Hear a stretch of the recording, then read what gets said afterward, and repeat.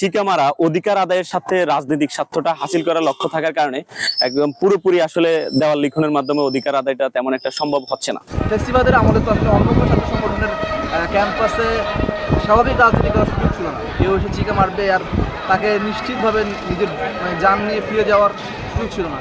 অধিকার আদায়ের চাইতে কিন্তু দেখা যায় যে রাজনৈতিক স্বার্থটা সবচেয়ে বেশি আদায় করা হয়। চিকা মারাটা আসলে দেওয়ালের সৌন্দর্যকে নষ্ট করছে এবং নেতিবাচক প্রভাব ফেলছে আমাদের ভার্সিটিতে এবং আমাদের শিক্ষার্থীদের উপর।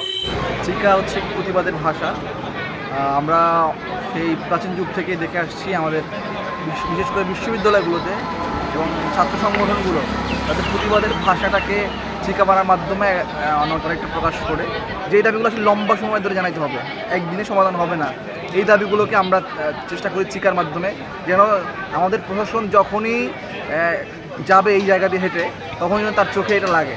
প্রশাসন সবসময় চায় যে প্রতিবাদের ভাষাটাকে একটু দমায় রাখার জন্য। এইটা যারা শাসনের দায়িত্বে থাকেন তাদের একটা চরিত্র। কিন্তু আমরা যারা প্রতিবাদী, আমরা যারা বিপ্লবী, আমাদেরকে তো দমে থাকার সুযোগ নেই। আমরা আমাদের জায়গা থেকে সর্বোচ্চ আমাদের যে প্রতিবাদটাকে সেটা জানাতে হবে। আসলে ফেস্টিভালের আমলে তো আসলে অন্য কোনো ছাত্র সংগঠনের ক্যাম্পাসে স্বাভাবিক রাজনীতি করার সুযোগ ছিল না। কেউ এসে চিকা মারবে আর তাকে নিশ্চিতভাবে নিজের জান নিয়ে ফিরে যাওয়ার সুযোগ ছিল না। চট্টগ্রাম বিশ্ববিদ্যালয়ে আমরা দেখেছি গণঅভ্যুত্থান পরবর্তী প্রশাসন এই ক্যাম্পাসটিকে সৌন্দর্য বর্ধনের জন্য দেয়ালে সকল লেখা বা চিকাগুলো মুছে দিয়েছে এবং তারা বিভিন্ন জায়গায় দেখেছি স্লোগানে লিখেছে যে সৌন্দর্য বর্ধনের কাজ চলছে, দেওয়াল লিখে নিষেধ। কিন্তু সেই জায়গায় আমরা দেখেছি কোনো ছাত্র সংগঠন নিচে দিয়ে তার ছাত্র সংগঠনের নাম লিখে দিয়েছে।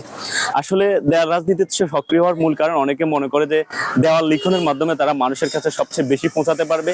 এই জায়গা থেকে অনেকে দেওয়াল লিখনটাকে তাদের সংগঠনের প্রচারের স্বার্থে নিচ্ছে আমার কাছে মনে হচ্ছে।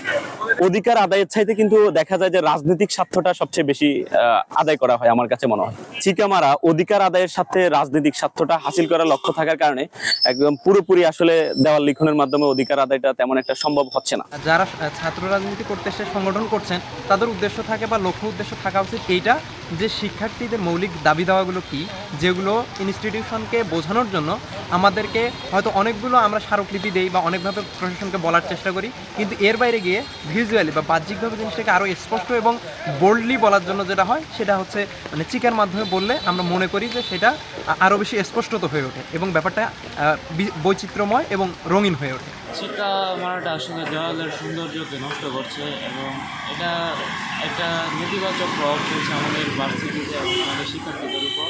চিকা মারাটাকে আসলে এখনকার রাজনৈতিক দলগুলো, প্রায় সব দলগুলো তাদের একটা রাজনৈতিক এজেন্ডা হিসেবে ইউজ করতেছে এবং তারা বিভিন্ন টাইমে নিজেদের রাজনৈতিক দলের বিভিন্ন বক্তব্যকে, বিভিন্ন এজেন্ডাকে তারা ওই দেওয়ালের বলে উপস্থাপন করতেছে।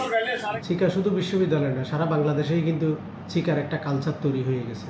যে আমরা যদি দেখি বৈষম্যবিরোধী ছাত্র আন্দোলনের সময়ও আমাদের শিক্ষার্থীরা যে তারা বিভিন্ন গ্রাফিতি বিভিন্ন কিছু করছে এবং এটা বিষয়টা হচ্ছে যে একজনের মত প্রকাশ করার একটা সিম্বল হিসেবে তারা বেছে নিয়েছে। শিক্ষার্থীদেরকে অনুরোধ করেছে যে বিশ্ববিদ্যালয়ের কিছু জায়গা আছে সেগুলোতে যেন তারা চিকা না মারে। তাদের গণতান্ত্রিক অধিকার যেগুলো আছে সেগুলো কিন্তু চিকার মাধ্যমে তারা ফুটে তোলে। এখন দেখা যাচ্ছে যে চিকা মারা নিয়ে বা তাদের এই সিম্বলটা ব্যবহার করা নিয়ে এখন তাদের মধ্যে এখনও পর্যন্ত চট্টগ্রাম বিশ্ববিদ্যালয়ে আমরা দৃশ্যমান কোনো সহিংসতা দেখিনি। চিকা নিয়ে একটা কথা বলা নিয়ে লেখা নিয়ে যদি এত সিরিয়াস ম্যাসাকার কোনো কিছু হয়ে যায় এটা উচিত নয়।